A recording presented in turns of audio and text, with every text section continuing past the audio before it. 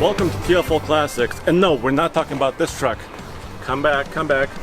This, of course, is a 2022 Nissan Frontier, brand new truck, but it's on TFL Truck Channel. We're here for this. This particular model is a 1990 Nissan Hardbody, also known as a D21 designation. And in this video, Kase, who is behind the camera, hey, how's it going? And me are gonna give you a quick walk around of this really cool truck. And we're actually in San Diego, California at Nissan Design America studios right here. And this was the place originally in the 80s, right before 1986 introduction of this truck, where this truck was designed right here in America. And it's really famous, of course. It was sold in many countries. Just check this out. It has very hard lines, right? And a couple of different engines, right?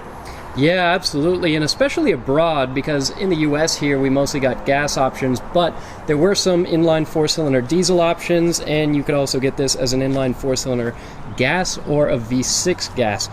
Now, most of these trucks were also manual. This particular one is actually an automatic, which makes it a little bit more rare. If I was going to buy one of these for myself, I would definitely want to go for a manual. But what's impressive is this particular truck has done over 140,000 miles, if you can believe it, and look at how nice it is. Nissan actually pulled this out of their Heritage collection in Tennessee so they could put it next to the Frontier, because the new Frontier kind of plays off of some of the design elements that you see here with this hard body.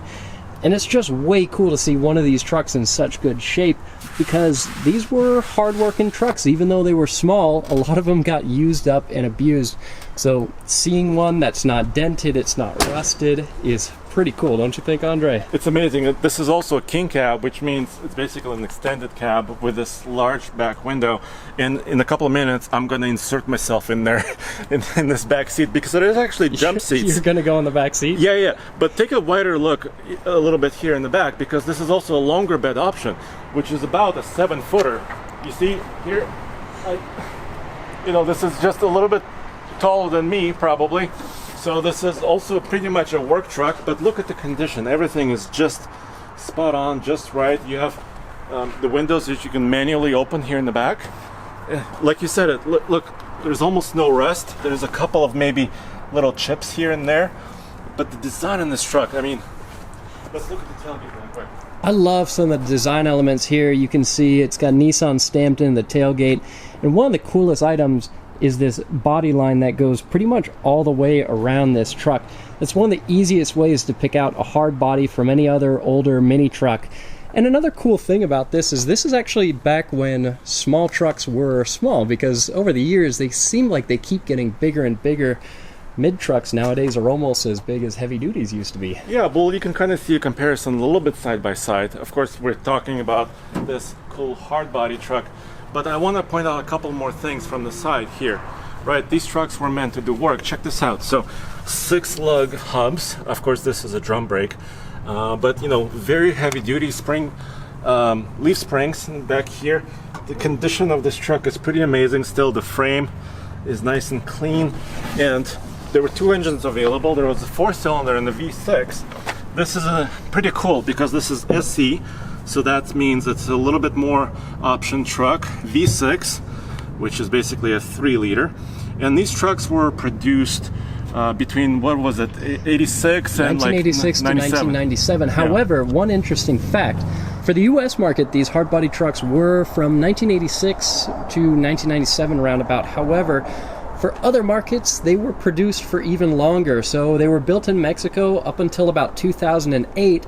And then according to published reports, they were even marketed in countries like Venezuela up until as recently as 2014. All right, Kase, are you ready? Oh yeah. I'm gonna jump in the back. Well, actually, you know what? This truck belongs to Nissan, and it's from their Heritage collection. And, well, you can see these jump seats. Check this out. There's a couple of ropes here, but there's also seat belts. There's a speaker. It's a pretty kind of a small area to be in. Yeah, it's an interesting layout. I think Andre the Russian Bear is maybe a little bit too much. I'm afraid that you'll collapse something in this truck. Well, this is not mine. This belongs in the collection. So if I was to damage this, Nissan would come after me and they would be very, very angry. But dude, let's check out some of the controls here. Oh yeah. You know, it's also analog. It's very analog. It's very cool. It does have a cassette player, like you said, automatic transmission with overdrive. And over here, if you look, the parking brake. You know, it's kind of an old school design right here. Heater controls are also pretty cool. Very simple. You just select what temperature you want, whether you want it to recirculate, your fan speed, where you want it to go. It's not as complicated as a lot of the systems that you use nowadays with screens and all kinds of different automatic modes. Stuff I don't understand. Dude, and look at the headliner. It's everything. It's like stepping back into the 80s and 90s, early 90s. Well, another thing I love in this interior is the fact that these seats are more or less corduroy. That's awesome. I wish more trucks had corduroy interiors. And it's also bucket seats, I mean, with bolsters. It feels really, really comfortable. It's like a sporty little truck. It's a shame I cannot drive this one. But like you said, you know, this truck has seen some miles, some use, has a tachometer, everything is well laid out. It's like really stark contrast, white on black. I love how usable that is. I'm really, really happy Nissan brought this out for the introduction of the new 2022 Frontier and of course the 2022 Pathfinder. We have separate videos on those trucks. The truck, of course, is a TFL truck, and this Pathfinder right here, it's on TFLcar.com, so you can see that there too. But actually, I've been looking for a truck like this to buy, but the one I want is also an SE V6, but a four-wheel drive with a factory lift with those larger tires. But those are so hard to find, right, Kase? Yeah, and the cool thing with these trucks is that you can find them for very, very little money, just a couple grand. Again, the tough thing is to find one in this good of condition, because look at this. I mean, look at the paint. Look at the body, it's all so straight and so nice, and that interior is really the coolest part. I love the red fabric.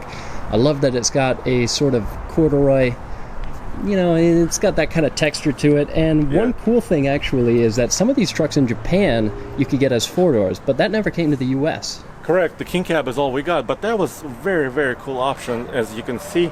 The other reason why you cannot find many of these used trucks is because they're really dependable and durable, and people don't like to sell them. So maybe eventually I'll get one. Anyways, be sure to go back to TFL Classics for more videos on classic trucks. And if you have a hardbody of your own or any stories with one that's gone a couple 100,000 miles and that you've done a lot of work with, be sure to send it to us, because we would love to see any videos of yours. If you've got one either in this good a shape or if you've beat yours up and made it work, let us know.